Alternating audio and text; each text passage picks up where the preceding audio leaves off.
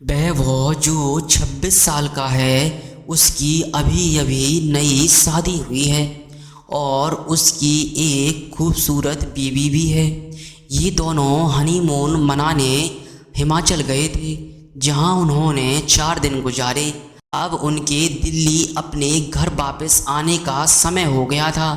दोनों अपनी गाड़ी में बैठ गए और दिल्ली के लिए चल दिए।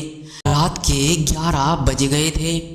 अब वो हिमाचल की घाटी को पार करने ही वाले थे। रोड बिल्कुल सुनसान थी और गाड़ी बिल्कुल तेज़ी से जा रही थी। अचानक वैभव को अपनी गाड़ी के आगे एक औरत दिखाई दी, जिसने लाल रंग की साड़ी पहन रखी थी। वो दूर से ही हाथ हिलाकर गाड़ी को रोक रही थी। उसको देखकर वैभव की बीवी ने उसे गाड़ी रोकने से मना कर दिया, क्योंकि उसको डर था कि यह कोई लूटपाट करने की चाल हो सकती है। लेकिन वो औरत गाड़ी के सामने आ गई, जिससे वैभव को गाड़ी रोकनी पड़ी। वो औरत ज़ोर ज़ोर से दरवाजे को पीटने लगी। उसके चेहरे के हाव भाव से ऐसा लग रहा था जैसे वो किसी मुसीबत में हो।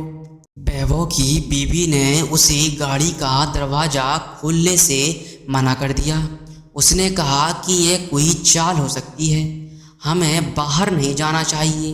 पर वैभव ने बोला कि अगर यह सच में किसी मुसीबत में होगी और उसे हमारी ज़रूरत होगी, क्योंकि उसको देखकर वो अच्छे खासे घर की लग रही थी।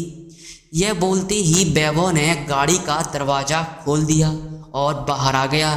वो औरत घबराते हुए बोली, प्लीज़ मेरी मदद करो।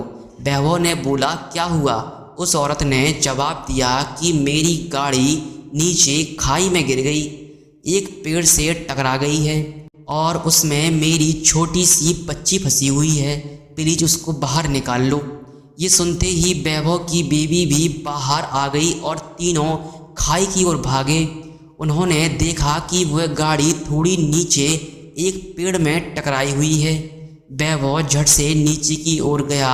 उसने देखा कि पीछे वाली सीट पर एक बच्ची बैठी है, जो ज़ोर ज़ोर से रो रही है। वैभव ने दरवाज़ा खोलना चाहा, पर वो नहीं खुला। दरवाज़ा अटका हुआ था। उसने बहुत कोशिश की, तब जाकर के दरवाज़ा खुला। वैभव ने उस लड़की को बाहर निकाल करके अपनी गोद में रख लिया, पर लड़की अभी भी रोई जा रही थी और मम्मी मम्मी कर रही थी। तभी वैभव की नज़र आगे वाली ड्राइविंग सीट पर गई, जहां उसे कोई बैठा हुआ लगा।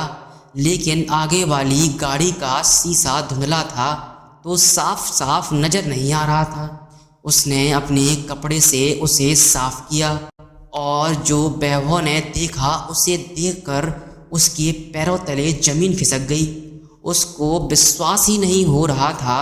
उसने देखा कि आगे वाली सीट पर और कोई नहीं, वह बच्चे की माँ थी, जो मदद के लिए वैभव को बुला रही थी।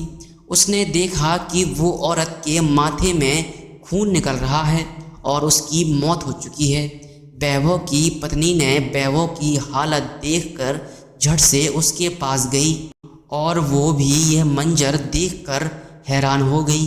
यह देखते वैभव और उसकी पत्नी ने पीछे की